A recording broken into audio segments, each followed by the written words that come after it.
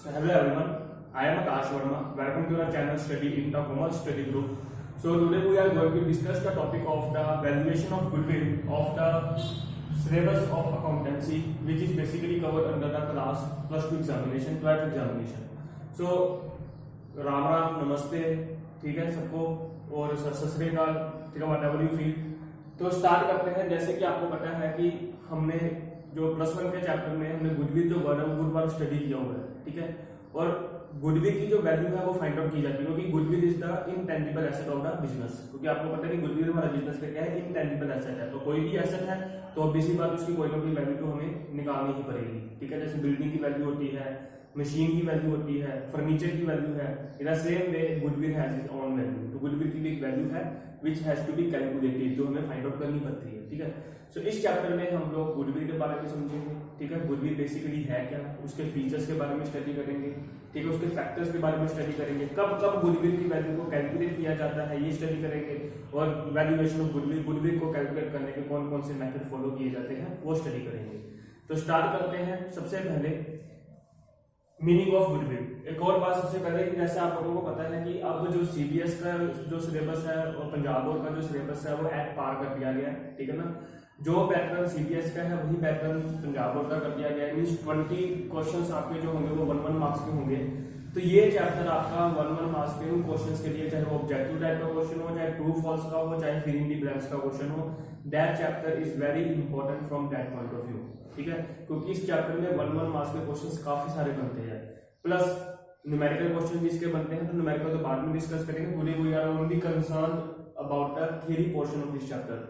So this is the chapter number 3 of your book. आप अपनी book से check कर सकते हैं, मे बी 3rd चैप्टर ही आपकी बुक का। अलग अलग बुक्स में अलग अलग चैप्टर होंगे, ठीक है। सो नंबरिंग का वही हमें कोई लेना देना नहीं, we are concern with the topic, ठीक है। स्टार्ट करते हैं।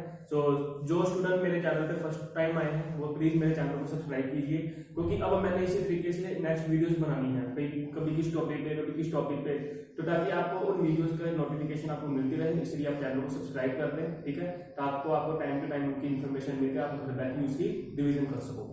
तो स्टार्ट करते हैं। सबसे पहले गुडविल, गुडविल का मीनिंग। जैसे गुडविल हम सब जानते हैं, प्लस 1 से हम पढ़ते आ रहे हैं, goodwill is the reputation of the business. अगर कोई किसी ने नहीं भी पढ़ा प्लस 1 में तो वो भी जानता है कि गुडविल क्या है, रेपुटेशन ऑफ द बिजनेस है, good name of the business है। फॉर एग्जांपल अगर मार्केट में, ठीक है ना, या आपकी मोहल्ले में, आपकी सोसाइटी में 2 डॉक्टर्स का क्लिनिक है। एक डॉक्टर के पास काफी सारे पेशेंट जाते हैं, लेकिन एक डॉक्टर के पास बहुत कम पेशेंट है। इसका क्या मतलब है, जिस डॉक्टर के पास ज्यादा पेशेंट जा रहे हैं, इसका मतलब उसकी मार्केट में रेपुटेशन अच्छी है, गुडविल अच्छी है, ठीक है। सो रेपुटेशन ऑफ द बिजनेस और good name of the business is called goodwill. तो मैंने कुछ शॉर्ट फॉर्म्स यूज किए हैं, पूरा डिटेल में मैंने नहीं लिखा, डिटेल आप अपने बुक से रीड कर सकते हैं। We are just concern about the clarity of the topic. हमने अपना टॉपिक को क्लियर करना है कि 1-1 मार्क्स के क्वेश्चन अगर आएंगे हम उसको अटेम्प्ट कैसे कर पाएंगे। तो एक वर्ड, एक लाइन लिखने की मेरे को जरूरत तो है नहीं, आपके पास बुक्स हैं, आप बुक से सारा डिटेल में स्टडी कर सकते हैं, ठीक है, रीड कर सकते हैं बुक से, ठीक है। तो यहाँ पे हम जस्ट थोड़ा एक हमने क्रक्स निकालना है इस चैप्टर का। ये क्रक्स क्या है, बेसिकली 1-1 मार्क्स के क्वेश्चन क्या क्या बन सकते हैं इस चैप्टर में से। तो सबसे पहले आ गया मीनिंग ऑफ गुडविल में, reputation and good name of the business which is earned over a number of year. क्योंकि आपको पता है कि गुडविल कमाने में काफी टाइम लग जाता है, लोगों की पूरी उम्र निकल जाती है रेपुटेशन कमाने में, गुड नेम कमाने में। ये नहीं कि आपने आज बिजनेस स्टार्ट कर कल आपकी गुडविल रेपुटेशन अच्छी बन जाएगी, ठीक है। It takes a time, long time, ठीक है। So that is called goodwill, ठीक है। यहाँ क्लियर हो गया आपको meaning of goodwill, basically clear है हम लोगों को। Next we are going to discuss the features of goodwill, कि गुडविल के फीचर क्या क्या है। सबसे पहले हम सभी जानते हैं कि it intangible asset, because it can not be seen, it can not be touched, but इस प्रेजेंस कैन बी फेल्ट। हम इसको देख नहीं सकते, छू नहीं सकते, लेकिन हम इसको फील कर सकते हैं, ठीक है। किसी शॉप में बहुत सारे कस्टमर्स हैं, किसी डॉक्टर के पास बहुत सारे पेशेंट हैं, किसी लॉयर के साथ बहुत सारे क्लाइंट हैं। इसका क्या मतलब है, ये उसकी गुडविल ही है। इट कैन बी फेल्ट, हम इसको देख नहीं सकते, छू नहीं सकते, बस इसकी वैल्यू फाइंड आउट कर सकते हैं। Next is it is the present value of firm anticipated excess earning, कि फ्यूचर में एक्स्ट्रा अर्निंग होने के चांसेस। एंटिसिपेटेड मतलब चांसेस, जो हमने सोचा है, जो हमने फ्यूचर के बारे में देखना, हमने, ठीक है, फोरकास्ट करना, ठीक है, एंटिसिपेट करना कि आने वाले टाइम में इतना एक्सेस अर्निंग हो सकती है बिकॉज ऑफ गुडविल। कि आज अगर आपकी मार्केट में गुडविल है तो आपको फ्यूचर में अच्छे प्रॉफिट होने के चांसेस होंगे, ठीक है। Next its value keeps on changing depending upon the various factors like profit, location of business etc. कि गुडविल की वैल्यू कभी भी सेम नहीं रहती। अगर आज किसी बिजनेस की रेपुटेशन अच्छी है तो जरूरी नहीं कि वो हमेशा अच्छी ही रहेगी, अगर आज किसी बिजनेस की रेपुटेशन डाउन है तो वो जरूरी नहीं कि वो हमेशा डाउन ही रहेगी। बिजनेस अपनी एक्टिविटीज को परफॉर्म करके और बाकी दूसरे फैक्टर्स के हिसाब से अपनी रेपुटेशन को बढ़ा भी सकता है, कम भी कर सकता है, ठीक है ना। जैसे आपको पता होगा कि कुछ टाइम पहले हमने जो मैगी की जो है वो लीड ज्यादा पाई गई थी। वैसे मैगी की जो है नेस्ले कंपनी के अंदर आती है जिसकी रेपुटेशन बहुत अच्छी है, लेकिन उस टाइम पे जब लीड की मात्रा जब ज्यादा पा गई मैगी में, ठीक है ना, तो उसका जो प्रोडक्ट वो बैन कर दिया गया तो अचानक से उसकी गुडविल क्या हो गई, थोड़ी कम हो गई, ठीक है। तो ये वैल्यू जो है गुडविल की कभी सेम नहीं रहती, ठीक है। जैसे बाकी एसेट्स की वैल्यू भी चेंज होती रहती है, उसी तरीके से गुडविल की वैल्यू भी जो है वो चेंज होती रहती है फ्रॉम टाइम टू टाइम, ठीक है। So next it is that force which attract the customers, क्योंकि गुडविल ही है जो हमारे कस्टमर्स को हमारे पास खींच कर लेकर आएगी। अगर आज आप किसी शोरूम में जाते हो, क्यों जाते हो, क्योंकि आपको पता है कि यहाँ पे अच्छा सामान मिलेगा, क्वालिटी प्रोडक्ट मिलेगा, that is again A part of goodwill, ठीक है ना। गुडविल अच्छी होने के कारण आपको उस बिजनेस में आप जाने का मौका ढूंढते हो, ठीक है। तो वो गुडविल ही है जो आपको उस दुकान तक खींच के लेकर जाती है, ठीक है। तो ये हमने किए कुछ फीचर्स ऑफ गुडविल, ठीक है। मीनिंग ऑफ गुडविल किधर हो गया, फीचर ऑफ गुडविल किधर हो गए। Next we are going to discuss various factors affecting goodwill. Very important question for 2 marks also. Paper question में पूछ लेते हैं write down 2 factors of affecting goodwill, ठीक है। तो बेसिकली कि गुडविल की वैल्यू को इफेक्ट करने वाले कौन कौन से फैक्टर हैं, ये 10 फैक्टर्स की हम बात करेंगे, एक एक फैक्टर को डिटेल में डिस्कस करेंगे, ठीक है। तो आप भी ध्यान से समझिएगा इसको। सबसे पहला फर्स्ट पॉइंट आता है नेचर ऑफ बिजनेस। मान लीजिए कि 2 बिजनेसमैन है, एक बिजनेसमैन ने जो बिजनेस स्टार्ट किया है वो उसने किया फैशनेबल प्रोडक्ट का, और एक बिजनेसमैन ने जो बिजनेस स्टार्ट किया वो स्टार्ट किया बिजनेस जनरल स्टोर का। आप खुद बताइए कि किसकी गुडविल ज्यादा होगी। ऑब्वियसली बात है जनरल स्टोर वाले की, क्योंकि फैशनेबल प्रोडक्ट के में हम बिल्कुल जो है वो क्लियर नहीं है। आज अगर हमारा प्रोडक्ट हो सकता है फैशन चेंज हो जाए वो हमारा प्रोडक्ट दिखे ही ना, ठीक है। लेकिन अगर जनरल स्टोर की बात करें, जिसका किराने का काम है, राशन पानी का काम है, उसका तो राशन हर रोज बिकना ही बिकना है, ठीक है ना। तो ऐसा नेचर ऑफ बिजनेस का हो गया। बेसिकली नेचर ऑफ बिजनेस में क्या डिस्कस करेंगे कि आपका बिजनेस किस चीज का है, कि आप किस चीज में डील कर रहे हो, ठीक है। कि आप डे टू डे प्रोडक्ट्स में डील कर रहे हो कि फैशनेबल प्रोडक्ट्स में डील कर रहे हो। फैशनेबल प्रोडक्ट में डील है तो वहां पे लॉस होने के चांसेस होंगे, और जहां पे लॉस होगा वहां पे गुडविल आपकी थोड़ी डाउन होगी, और जनरल स्टोर में लॉस होने के चांसेस सबसे कम है, इसलिए वहां पर प्रॉफिट ज्यादा होंगे, तो प्रॉफिट होने के कारण आपकी गुडविल की वैल्यू इंक्रीज होगी, ठीक है। उसके बाद नेक्स्ट आता है लोकेशन ऑफ बिजनेस, कि मैंने अपनी शॉप कहाँ पे ओपन की है। एक एरिया है बहुत पॉश एरिया है, एक एरिया बड़ा रूरल सा एरिया है जहाँ पे प्रॉपर फैसिलिटीज ही नहीं है, बड़े कम जो है स्टैंडर्ड के लोग वहाँ पे रहते हैं। तो अब इसी बात है कि गुडविल कहाँ पे अच्छी होगी, जो आपका पॉश एरिया में है। आप जैसे एग्जाम्पल दे सकते हैं दिल्ली है, दिल्ली का कनॉट प्लेस एक बहुत ही पॉश एरिया, वहाँ पे जो शॉप्स होंगी उसकी वैल्यू बहुत ज्यादा होती है, क्योंकि वो मार्केट ही ऐसी है। आप अमृतसर की एग्जाम्पल ले लीजिए, अगर अमृतसर में हम बात करें रावण स्टोर एक बहुत ही एक अच्छी गुड मार्केट है, अच्छी मार्केट है। अगर आपने ऐसी जगह पे शॉप ओपन की है, ठीक है ना, तो वो आपकी गुडविल को इंक्रीज करेगा। लेकिन अगर आपने एक ऐसी जगह पे शॉप ओपन की है जो कि रूरल एरिया के अंदर आता है, ग्रामीण एरिया जिसको हम बोलते हैं, जहाँ पे बेसिक फैसिलिटीज भी नहीं होती, तो वहां पे गुडविल की जो होगी वैल्यू वो कम होगी, ठीक है। उसके बाद नेक्स्ट आता है good business relations and industrial relations, कि हमारे बिजनेस के रिलेशंस किस तरीके के, हमारे बिजनेस के रिलेशंस इंडस्ट्रीज दूसरी इंडस्ट्रीज के साथ, जैसे अगर मेरी इंडस्ट्री है वही, तो मेरी दूसरी इंडस्ट्री के साथ कैसे रिलेशंस है। मेरे जो बिजनेस के जितने भी जो है स्टेक होल्डर्स, जिसको हम कस्टमर बोल सकते हैं, सप्लायर बोल सकते हैं, बैंकर बोल सकते हैं, गवर्नमेंट बोल सकते हैं, उनके साथ मेरी रिलेशन कैसे हैं। जितने ज्यादा रिलेशन अच्छे होंगे उतनी ज्यादा गुडविल अच्छी होगी, जितने रिलेशन खराब होंगे उतनी गुडविल की वैल्यू भी कम होगी। उसके बाद आता है profit of the last year. अगर आपने पिछले कई सालों में प्रॉफिट बहुत ज्यादा कमाया है तो गुडविल भी बहुत ज्यादा होगी। अगर आपके पिछले कुछ सालों में प्रॉफिट अच्छे नहीं है तो इसका क्या मतलब है कि गुडविल मार्केट में आपकी अच्छी नहीं है, ठीक है। ये सिंपल सा पॉइंट है। एफिशिएंट मैनेजमेंट, आप जानते हो कि बिजनेस को मैनेज करने के लिए हम किसकी जरूरत है, मैनेजमेंट की। अगर मैनेजमेंट के लिए हमारे एक्सपर्ट लोग हैं, जो ऑफिशियल्स हैं, जो मैनेजर्स हैं, they are very efficient, they are very hard working, उनको पता है कि किसी सिचुएशन को किस तरीके से बेटर वे में हैंडल करना है, तो वो किसी भी एडवर्स सिचुएशन को अच्छे तरीके से हैंडल कर पाएंगे। और जितनी अच्छी तरीके से हैंडल कर पाएंगे, जितना अच्छा डिसीजन ले पाएंगे, उतना ही हमारी बिजनेस के लिए अच्छी बात है। और एफिशिएंट मैनेजमेंट होने से हमारी गुडविल की जो वैल्यू इंप्रूव होगी। यही अगर मैनेजमेंट हमारी इनएफिशिएंट हो, जिसको पता ही नहीं है कि कौन सा डिसीजन किस टाइम पे कब लेना चाहिए, तो ऐसे मैनेजर्स हमेशा हमें लॉस में डुबोएंगे, और ऐसे उसके कारण हमारे गुडविल की वैल्यू कम होगी। उसी तरीके से नेक्स्ट आता है लेबर फोर्स। हम हमेशा बात करते हैं कि जो हमारी लेबर है वो हमारी जस्ट लेबर नहीं है, लेबर आता है एसेट ऑफ द बिजनेस, क्योंकि वो लेबर ही है, वो वर्कर ही है जो हमारे बिजनेस को प्रॉफिट में कन्वर्ट करते हैं। क्योंकि अगर आपकी लेबर ना हो अच्छी, ठीक है ना, जैसे स्कूल ही है, स्कूल में अगर टीचर्स जो है वो वेल क्वालिफाइड ना हो तो वो स्टूडेंट्स को अच्छा पढ़ा नहीं पाएंगे, ठीक है ना। उसी तरीके से आपके बिजनेस में आपके जो वर्कर्स है वो अगर हार्ड वर्किंग ना हो, वो आप प्रोडक्शन प्रॉपर नहीं कर पाओगे। जब प्रोडक्शन ही नहीं होगी तो आप सेल नहीं कर पाओगे, जब सेल नहीं होगी तो प्रॉफिट नहीं होंगे, प्रॉफिट नहीं होंगे तो गुडविल नहीं होगी। तो अगर आपकी लेबर फोर्स बहुत एफिशिएंट है, हार्ड वर्किंग है, तो आपकी इसके ऊपर गुडविल पे पॉजिटिव इफेक्ट पड़ेगा। लेकिन यही अगर आपकी जो लेबर है, वर्कर जो आपके वो है आपके लेजी हैं, शर्कर्स हैं, शर्कर मतलब जो काम से भागते हैं, आप उनको कोई रिस्पॉन्सिबिलिटी देते हो वो रिस्पॉन्सिबिलिटी को अच्छी तरीके से हैंडल नहीं करते, तो ऐसे लोग जो होंगे वो हमारी गुडविल को नेगेटिवली इफेक्ट करेंगे, ठीक है। उसके बाद है क्वालिटी ऑफ प्रोडक्ट। ऑब्वियसली बात है, जितनी अच्छी क्वालिटी का प्रोडक्ट होगा उतना ज्यादा आपकी मार्केट में जो आपके प्रोडक्ट का नेम बिकेगा, आपका नेम जो पॉपुलर होगा, जिससे क्या होगी आपकी मार्केट में रेपुटेशन इंप्रूव होगी, ठीक है। अमाउंट ऑफ कैपिटल इंप्लॉयड, अब ये वर्ड बड़े ध्यान से समझिए, कैपिटल इंप्लॉयड होता क्या है। आपको पता है कि बिजनेस को स्टार्ट करने के लिए क्या चाहिए होती है, कैपिटल, ठीक है। मान लो कि 2 पर्सन है, इसको मैं एक एग्जांपल से समझाता हूँ, यहाँ पे देते हैं एग्जांपल इसकी। मान लो कि 2 पर्सन है, ए and B,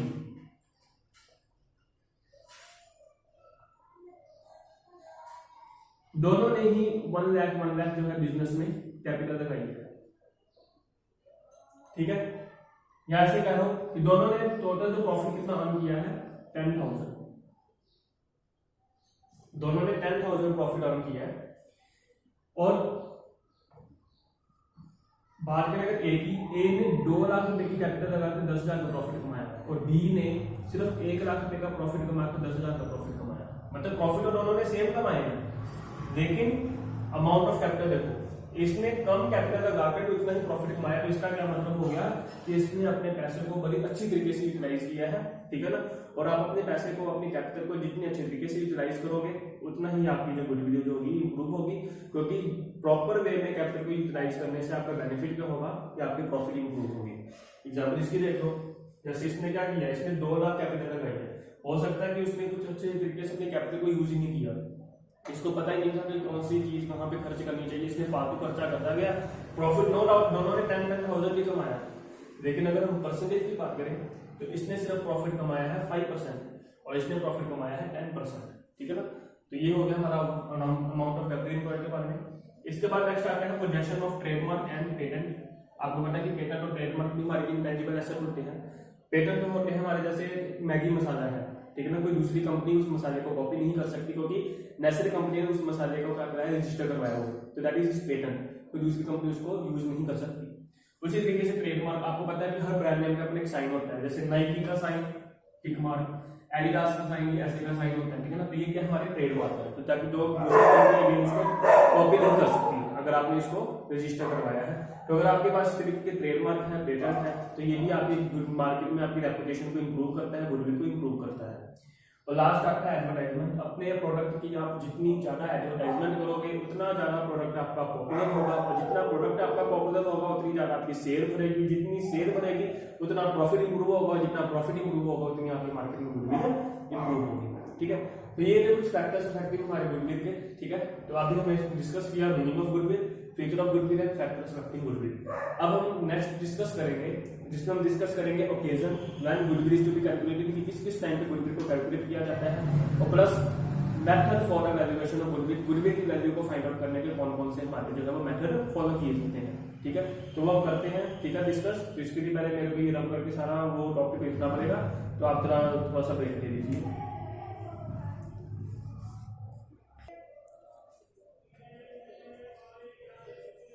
so second part start करते हैं इसका। तो अब ये 2 टॉपिक हम डिस्कस कर रहे हैं। सबसे पहले है occasion when value of goodwill is to be calculated, कि किस किस टाइम पर हम लोगों को गुडविल की जो वैल्यू है वो कैलकुलेट करनी पड़ती है, ठीक है। सबसे पहले जो हमें गुडविल कैलकुलेट करनी पड़ती है वो है at the time of change in profit sharing ratio. Change in profit sharing ratio का मतलब लाइक पहले ए बी सी 3 पार्टनर जिनकी रेशियो थी 3:1, लेकिन अब उन्होंने डिसाइड किया कि फ्यूचर में हम अपनी रेशियो डिसाइड करेंगे 1:1, कि पहले उनकी रेशियो थी 3:1, लेकिन अब उन्होंने डिसाइड किया कि अब नेक्स्ट टाइम से जब हम प्रॉफिट डिवाइड करेंगे तो इक्वली डिवाइड करेंगे। तो जब change in profit sharing ratio का कांसेप्ट है तो उस टाइम पे जो हमें गुडविल को कैलकुलेट करना पड़ता है, ठीक है। उसके बाद नेक्स्ट आता है at the time of admission of A partner. Admission of partner का मतलब है कि जैसे पहले ए और बी दो पार्टनर थे, अब अपने उसने बिजनेस को एक्सपेंड करना है तो उसने क्या किया, सी को एडमिट किया बिजनेस में, मतलब न्यू पार्टनर जो बिजनेस में एंटर करता है तो उस टाइम पे भी हमें गुडविल को कैलकुलेट करना पड़ता है। उसके बाद है ऑन द रिटायरमेंट और डेथ ऑफ ए पार्टनर है, ए बी सी तीन पार्टनर है, बी जो है वो बिजनेस को छोड़ के जाना चाहता है, बी रिटायर हो गया या किसी कारण बी की डेथ हो जाएगी, मतलब दोनों ही फेस में क्या है कि एक आदमी हमारे बिजनेस को छोड़ के जा रहा है, ठीक है ना। तो बेसिकली फर्क क्या है कि ये बिजनेस को छोड़ के जा रहा है, अगर डेथ होगी तो वो दुनिया को छोड़ के चला गया। तो बेसिकली उस टाइम पे भी ठीक है, पहले तीन पार्टनर थे अब दो पार्टनर रह जाएंगे, तो उस टाइम पे गुडविल को कैलकुलेट करना पड़ेगा। उसके बाद है सेल ऑफ बिजनेस, कि जब हम अपना बिजनेस किसी को बेचते हैं तो सिर्फ एसेट लायबिलिटी नहीं दी जाती, साथ में हम गुडविल की वैल्यू भी देखते हैं कि हमारे बिजनेस की गुडविल कितनी थी, क्योंकि जब बिजनेस ट्रांसफर होगा तो हमारे बिजनेस की जो रेपुटेशन है वो भी ट्रांसफर होगी उस आदमी को, ठीक है। उसके बाद on conversion of firm into company, like दो पार्टनर्स हैं, पार्टनरशिप का बिजनेस करते हुए को 4 साल हो गए हैं, लेकिन अब वो चाहते हैं कि बिजनेस का जो है स्टैंडर्ड चेंज किया जाए, बिजनेस का स्टेटस चेंज किया जाए, तो उन्होंने क्या किया, अपनी फर्म को कन्वर्ट कर दिया जिसमें कंपनी में, ठीक है ना। तो इस टाइम पे भी उनको क्या करना पड़ेगा, गुडविल की वैल्यू कैलकुलेट करनी पड़ सकती है। उसके बाद आता है अमेरिकानेशन ऑफ 2 और मोर फर्म। 2 और मोर बिजनेस का मतलब है लाइक पहले 2 फर्म थी ए और बी, दोनों अलग अलग है, दोनों ने क्या किया कि दोनों कंबाइन हो गई, ए बी दो, जैसे मेरी कंपनी है आपकी कंपनी है, ठीक है, आपका अलग बिजनेस है मेरा अलग बिजनेस है, हम दोनों ने कॉन्ट्रैक्ट किया कि अब दोनों हमारी जो कंपनी होंगी वो इकट्ठी बन जाएंगी, एक कंपनी इकट्ठा हो जाना, दैट इज कॉल्ड अमलगमेशन। मतलब ए कंपनी बंद हो जाएगी, बी कंपनी बंद हो जाएगी और उसकी जगह पे क्या आ जाएगी, न्यू कंपनी बन जाएगी, ए बी कंपनी, ठीक है। तो इसको बोलते हैं अमलगमेशन। तो उस टाइप पे गुडविल को कैलकुलेट करना पड़ता है। तो ये हो गया ओकेजन ऑफ गुडविल का। नेक्स्ट क्वेश्चन अब आता है हमारा जो मेन क्वेश्चन है, जिसका न्यूमेरिकल पोर्शन भी है, हम तो थ्योरी पे फोकस करेंगे। Method of the valuation of goodwill, कि गुडविल को कैलकुलेट करने के कौन कौन से मेथड हैं। So there are basically 5 method which are to be used for the valuation of goodwill. First is called arbitrary method, हर एक मेथड को डिटेल में डिस्कस करेंगे अभी। सेकंड आता है एवरेज प्रॉफिट मेथड, थर्ड आता है super profit method, next is capitalisation method और last one is annuity method, ठीक है। तो कई बुक्स में एन्युटी मेथड जो आपके सिलेबस में हो भी सकता है, कई बार नहीं भी हो सकता, तो आप चेक कर लीजिएगा, ठीक है। तो ये बेसिकली हमारे ये मेथड है गुडविल को कैलकुलेट करने के, ठीक है। तो अब हम इसी मेथड्स को 1 बाय 1 डिटेल में डिस्कस करेंगे, ठीक है ना, ताकि आप लोगों को इसके बारे में क्लियर भी हो जाए, ताकि इनकेस अगर आपका क्वेश्चन 1 मार्क्स में अगर आता है कोई तो आप उसको सोल्व कर सकें, ठीक है। प्लस इसके स्टेप्स भी हम देखेंगे कि कौन कौन से स्टेप फॉलो किए जाते हैं इनमें, ठीक है। तो मतलब पूरा कंप्लीट चैप्टर ही आज जो आपका कवर होने जा रहा है गुडविल का, तो वीडियो को एंड तक जरूर देखना, ठीक है। ये नहीं है कि बीच में वीडियो आपने छोड़ दी और हो सकता है कि आपके कुछ क्वेश्चन फिर जो है वो रह जाए, ठीक है। तो वीडियो को कंप्लीट देखने के बाद ही पसंद आए वीडियो को तो लाइक जरूर कर देना, ठीक है। तो नेक्स्ट करते हैं उस method of valuation of goodwill में, ठीक है, करते हैं उसको आगे continue.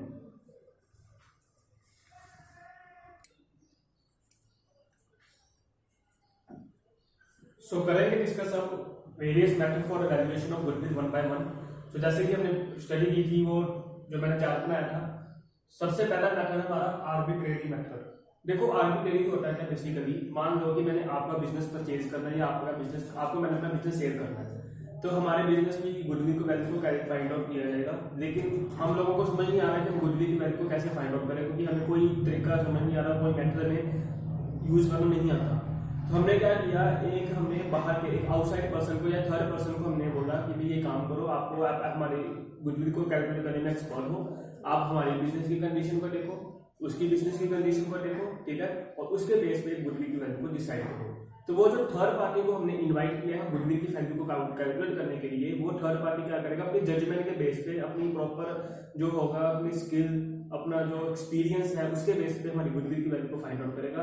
And that third party is called arbitrator. उसको हम इंडिपेंडेंट पर्सन बोलते हैं, आर्बिट्रेटर। इस मेथड को बोलते हैं आर्बिट्रेरी मेथड। तो यहाँ पे कोई मेथड फॉलो नहीं किया जाता, कोई कैलकुलेशन नहीं की जाती, जस्ट आर्बिट्रेटर क्या करता है, जजमेंट के बेस पे, एक्सपीरियंस के बेस पे, अपनी कैपेबिलिटीज के बेस पे, ठीक है ना, अपनी मेंटल पावर के बेस पे, ठीक है, एक गुडविल की वैल्यू को फाइंड आउट करता है, गुडविल की वैल्यू को फिक्स करता है, ठीक है।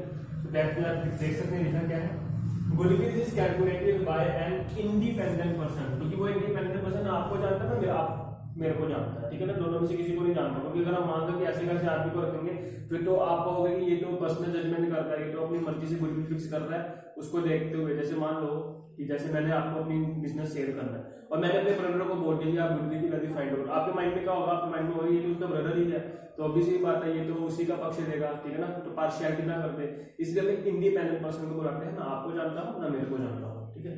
तो एक इंडिपेंडेंट पर्सन, उसी इंडिपेंडेंट पर्सन को बोलेंगे आर्बिट्रेटर। तो he fix the value of goodwill on the basis of his judgement, ठीक है। तो देखो इसमें तीन क्वेश्चन बन जाते हैं कि the independent person who fixed the value of goodwill is called dash, that is arbitrator. The arbitrator fixed the value of goodwill on the basis of his dash judgment, ठीक है। जैसे एग्जांपल देखो, A है B है, इन दोनों ने business को cell या परचेज करना होता है, तो उन्होंने क्या किया, एक C को अपॉइंट किया है जो कि इंडिपेंडेंट पर्सन है। C क्या करेगा, A की कंडीशंस को देखेगा, B की बिजनेस की कंडीशन को देखेगा और दोनों के बीच में गुडविल की वैल्यू को फिक्स कर देगा, ठीक है। यहाँ पे कोई हमने मेथड फॉलो जो किया है, कोई न्यूमेरिकल सॉल्व नहीं किया, ये जस्ट एक थ्योरी का पार्ट है। नेक्स्ट आता है एवरेज प्रॉफिट मेथड। ये जो मेथड है ये सबसे ज्यादा इंपॉर्टेंट मेथड है गुडविल की वैल्यू को फाइंड आउट करने के लिए, क्योंकि जैसे मैंने आपको भी फैक्टर्स में भी बताया था कि जो प्रॉफिट है, जो पिछले सालों में जो प्रॉफिट अर्न किए हैं उसी के बेस पे गुडविल को डिसाइड किया जाता है। अगर जितने ज्यादा प्रॉफिट होंगे उतना ज्यादा गुडविल ज्यादा होगी, जितने प्रॉफिट कम होंगे उतनी गुडविल की वैल्यू होगी कम होगी। तो under the average profit method which is the simplest and most used method, ये सिंपल मेथड है, सबसे ज्यादा यूज होने वाला यही मेथड है। Goodwill is calculated by following the further two method. अब यहाँ पे इसके फर्दर दो मेथड है, एक है सिंपल एवरेज प्रॉफिट मेथड, एक है वेटेड एवरेज प्रॉफिट मेथड। सबसे पहले बात करते हैं सिंपल एवरेज प्रॉफिट मेथड की। सिंपल एवरेज प्रॉफिट मेथड तब लगाया जाता है जैसे जब आपका प्रॉफिट और फ्लक्चुएशन में आता है, जैसे फर्स्ट ईयर प्रॉफिट आ गया 40,000, सेकंड ईयर प्रॉफिट आ गया 50,000, थर्ड ईयर प्रॉफिट आ गया फिर 45,000, मतलब कभी कम हो रहा है कभी ज्यादा हो रहा है, कभी कम हो रहा है कभी ज्यादा हो रहा है, मतलब कोई ट्रेंड नहीं है प्रॉफिट में, तो उस टाइम पे हम सिंपल एवरेज प्रॉफिट मेथड को यूज करते हैं। इसमें दो स्टेप फॉलो करने हैं। पहला स्टेप हमें फॉलो करना है एवरेज प्रॉफिट, फॉर्मूला इसका total profit divide by number of year, ठीक है। आपको कुछ प्रॉफिट दिए लाइक आपको 4 ईयर के प्रॉफिट नहीं है, आपने चारों प्रॉफिट को प्लस करके नंबर ऑफ ईयर कितने 4 से डिवाइड कर दोगे, आ जाएगा एवरेज प्रॉफिट। स्टेप सेकंड में हमें कैलकुलेट करना है गुडविल। फॉर्मूला है जो एवरेज प्रॉफिट हमने निकाला उसको मल्टीप्लाई करेंगे नंबर ऑफ ईयर परचेज से, जो हमेशा क्वेश्चन में गिवन होगा, ठीक है। ये आपको वैल्यू कभी निकालनी नहीं पड़ेगी, ये आपको वैल्यू हमेशा गिवन होगी नंबर ऑफ ईयर परचेज, तो इसके साथ हमारी वैल्यू रहेगी गुडविल। तो नेक्स्ट करते हैं हमारा वेटेड एवरेज प्रॉफिट मेथड। जब हमारा जो प्रॉफिट है कुछ ट्रेंड में आता है, लाइक या इंक्रीजिंग ट्रेंड हो या डिक्रीजिंग ट्रेंड हो, लाइक पहले प्रॉफिट हुआ 40 था, सेकंड ईयर प्रॉफिट हुआ 50,000, देन प्रॉफिट हो गया 55,000, देन प्रॉफिट हो गया 65,000, थोड़ा सा प्रॉफिट का इंक्रीज हो रहा है, तो उस टाइम पे हम ये मेथड को यूज करते हैं when profit are on some trend.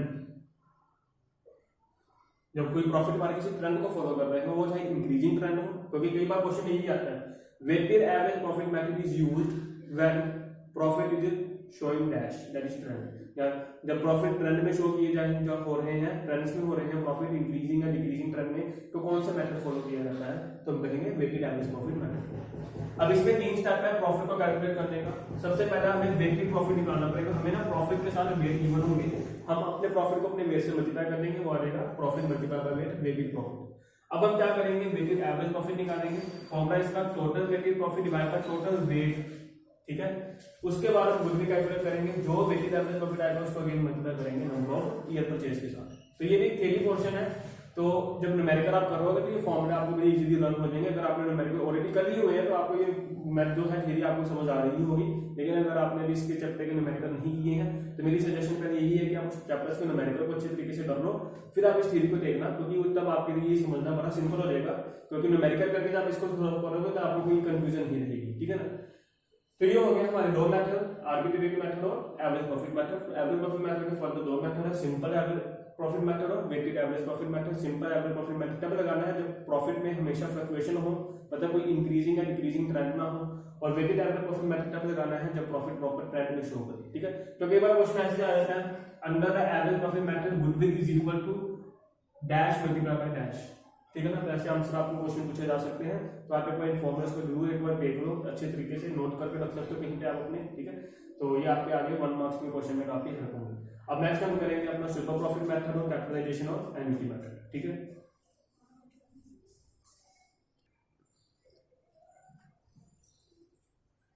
सो अब ये लास्ट टॉपिक के साथ हमारा वीडियो जो है खत्म होने वाली है, ठीक है। तो ये मेथड फॉलो करते हैं, कंप्लीट करते हैं। So third method is super profit method. Now what is super profit? Average profit आपको पता लग गया, सिंपल प्रॉफिट आपको बताइए, अब सुपर प्रॉफिट क्या है। मान लो कि दो बंदे हैं, जैसे for example A and B, ठीक है, दोनों ने ही बिजनेस में 1 लाख कैपिटल लगाई है, ठीक है, दोनों ने ही 1 लाख कैपिटल लगाई है। अगर मान लो 10% इनको प्रॉफिट भी मिले तो दोनों का प्रॉफिट कितना होना चाहिए, 10,000 और 10,000, है ना। लेकिन मान लो कि ए ने जो एक्चुअल प्रॉफिट कमाया 15,000 प्रॉफिट कमाया, ये जो नॉर्मल प्रॉफिट है वो 10% है, लेकिन उसने एक्स्ट्रा प्रॉफिट कमाया 15,000, ये जो 5,000 उसने एक्स्ट्रा प्रॉफिट कमाया ना, that is called super profit. और ये जो 5,000 उसने एक्स्ट्रा प्रॉफिट कमाया क्यों कमाया, because of his goodwill in the market. अगर आपकी अच्छी रेपुटेशन है तभी आपकी सेल ज्यादा हुई होगी, अब सेल ज्यादा हुई आपका प्रॉफिट ज्यादा होगा। अगर आपका सिंपल कोई गुडविल ना होती तो 10% आप इजीली कमा सकते थे, क्योंकि मार्केट में रेट इतना चल रहा है, कोई आदमी 1 लाख रुपए लगाएगा, अगर बैंक में भी आप 1 लाख रुपए लगाते हो अगर तो उस टाइम पे 10% 10,000 पैसे भी कमाएंगे, ठीक है ना। तो बिजनेस करके आप लोगों ने टोटल 15%, तो यहाँ पे जो आपका होगा 10% से ज्यादा आपने रिटर्न कमाया, जो नॉर्मल है उससे ज्यादा जब आपने प्रॉफिट कमाया है, तो जितना प्रॉफिट आपने नॉर्मल से ज्यादा कमाया है उसको हम बोलते हैं सुपर प्रॉफिट। तो देखिए लिखा है excess earning over the normal earning, ठीक है, इज कॉल्ड सुपर प्रॉफिट। तो ये 1 मार्क्स का क्वेश्चन जो बन गया ना हमारा, super profit is equal to dash greater than dash, ठीक है। तो जो हमारी एक्सेस अर्निंग हुई है, एक्स्ट्रा अर्निंग हुई है नॉर्मल प्रॉफिट से ज्यादा, नॉर्मल प्रॉफिट से जो ज्यादा अर्निंग हुई है that is called super profit. That's it. इस क्वेश्चन में अगर बात करेंगे 5,000 है हमारा, वो क्या हमारा सुपर प्रॉफिट, ठीक है। अब इसमें हमने कैसे करना है, स्टेप्स फॉलो करने, इसमें गुडविल को फाइंड आउट करने के अगेन सबसे पहले हमें एवरेज प्रॉफिट निकालना पड़ेगा, ठीक है, कि आपने प्रॉफिट कमाया कितना एक्चुअल में, ठीक है। एवरेज प्रॉफिट निकालेंगे पीछे कुछ सालों का, वो same formula total profit divide by number of year. Second step है नॉर्मल प्रॉफिट, फॉर्मूला इसका होगा capital employed multiply by rate upon 100। जैसे आपने वही 1 लाख की कैपिटल लगाई, 10% लगाएंगे तो कितना निकलेगा 10,000, वो निकलेगा हमारा नॉर्मल प्रॉफिट, ठीक है। उसके बाद हम निकालेंगे super profit, formula average profit minus normal profit. Average profit आपने 15,000 अर्न किया, नॉर्मल प्रॉफिट आपका 10,000, तो माइनस करके आंसर आएगा सुपर प्रॉफिट 5,000। और हमेशा याद रखना सुपर प्रॉफिट हमेशा पॉजिटिव आना चाहिए, अगर आंसर आपका नेगेटिव आ रहा है तो इसका मतलब आपने कुछ ना कुछ गड़बड़ की है, क्योंकि अगर आपका सुपर प्रॉफिट नेगेटिव आ रहा है इसका मतलब आपने एक्स्ट्रा प्रॉफिट कमाया ही नहीं, जब एक्स्ट्रा प्रॉफिट कमाया तो गुडविल कहां से हुई, ठीक है ना। तो याद रखना सुपर प्रॉफिट आपका पॉजिटिव होना चाहिए, ठीक है। और लास्ट टाइम में गुडविल जो सुपर प्रॉफिट आएगा उसको नंबर ऑफ ईयर परचेज से मल्टीप्लाई करेंगे। एवरेज प्रॉफिट मेथड में एवरेज प्रॉफिट को नंबर ऑफ ईयर परचेज से मल्टीप्लाई किया था, सुपर प्रॉफिट मेथड में सुपर प्रॉफिट को नंबर ऑफ ईयर परचेज से मल्टीप्लाई करेंगे, ठीक है। तो ये हो गया हमारा सुपर प्रॉफिट मेथड का कांसेप्ट, आई होप आपको क्लियर है। नेक्स्ट हम करेंगे फोर्थ मेथड, एन्युटी मेथड। इसमें भी पहले 3 स्टेप हमें सेम फॉलो करने हैं, पहले एवरेज प्रॉफिट निकालेंगे, नॉर्मल प्रॉफिट निकालेंगे, सुपर प्रॉफिट निकालेंगे। अब यहाँ पे गुडविल को कैसे कैलकुलेट करेंगे, सुपर प्रॉफिट को मल्टीप्लाई करेंगे एन्युटी फैक्टर वैल्यू से। अब ये एन्युटी फैक्टर वैल्यू क्या है, आपको पता है कि आपके रुपीस की वैल्यू कभी सेम नहीं रहती। अगर आज 1 रुपए की वैल्यू कुछ है तो आने वाले 5 या 10 सालों में उसकी वैल्यू सेम नहीं रहेगी, वैल्यू चेंज होगी।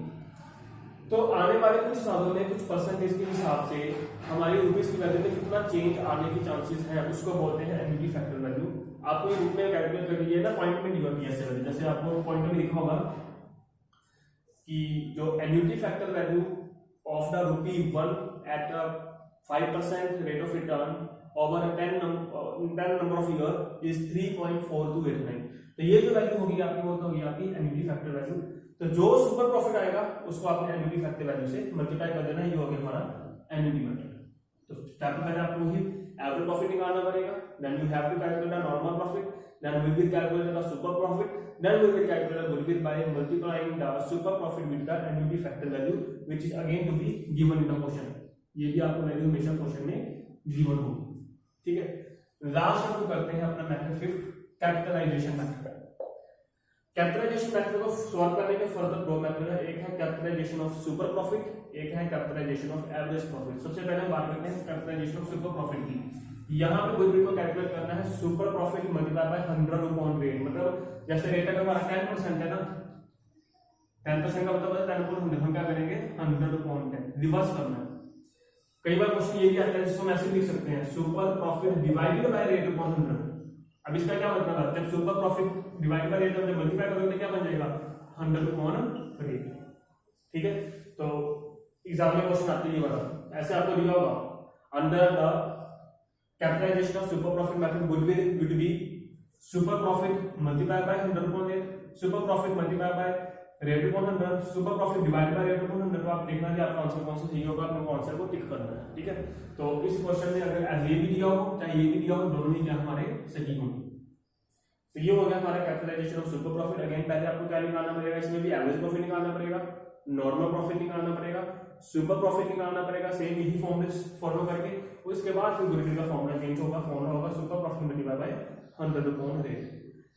So last method we are going to discuss is the now capitalization of average profit। जैसे मैंने आपको बताया कैपिटलाइजेशन के फर्दर दो मेथड है, capitalisation of super profit and capitalisation of average profit. तो एवरेज प्रॉफिट कैपिटलाइजेशन में कैसे करना है, अगेन सबसे पहले आपको फाइंड आउट करना पड़ेगा एवरेज प्रॉफिट, वही total profit divide by number of year.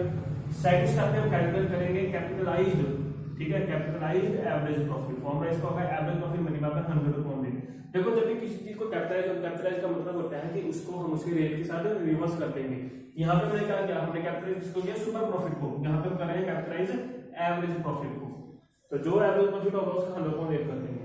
लेकिन अभी आंसर नहीं आया, अभी हमने गुडविल फाइंड आउट करनी है। अब गुडविल का फॉर्मूला क्या होगा, जो कैपिटलाइज एवरेज प्रॉफिट आया उसमें से हम अपने कैपिटल इम्प्लॉयड को क्या करेंगे, माइनस, ठीक है। तो इसके साथ हमारी गुडविल की वैल्यू फाइंड आउट होगी। और एक बार हमेशा याद रखना, जो आंसर हमारा इस मेथड के अकॉर्डिंग आएगा वही आंसर हमारा इस मेथड के अकॉर्डिंग आना चाहिए। अगर आपने किसी क्वेश्चन को कैपिटलाइजेशन ऑफ एवरेज प्रॉफिट से सॉल्व किया और आपका आंसर है 60,000, तो जब उसी क्वेश्चन में जब आप कैपिटलाइजेशन ऑफ एवरेज प्रॉफिट से करोगे तो आंसर अगेन आपका गुडविल का 60,000 ही आएगा। तो ये दोनों मेथड है, अलग अलग है, लेकिन आंसर दोनों के सेम आते हैं, ठीक है। तो ये हो गया आज का टॉपिक। एक और चीज, इन केस अगर आपको क्वेश्चन में कैपिटल इम्प्लॉयड ना दी हो तो कैपिटल इम्प्लॉयड का फॉर्मूला होता है